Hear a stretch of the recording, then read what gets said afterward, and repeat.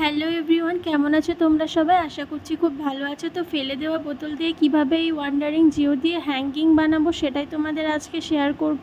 তো আমি অনেকগুলো মানে ওয়ান্ডারিং জিও প্ল্যান্ট অনেকটা পরিমাণে কালেক্ট করে নিয়েছি প্রথমে। তারপরে আমি আর কি বোতলে ছিদ্র করে নিয়ে ওগুলোকে গাছগুলোকে কেটে কেটে সাইজ করিয়ে নিচ্ছি। তারপরে আমি বোতলের ছিদ্রের মধ্যে আস্তে আস্তে ওই গাছগুলোকে মানে পোর্ট করে দিচ্ছিলাম। তারপরে পুরোটা যখন কভার হয়ে যাবে তখন তোমরা নিজেরাই দেখতে পারবে কি সুন্দর একটা হ্যাঙ্গিং হয়ে গেছে। অবশ্যই কিন্তু বোতলটার ভেতরে মাটি দিয়ে দিয়েছিলাম, গার্ডেন সয়েল দিয়ে দিয়েছি, তোমরাও দিও।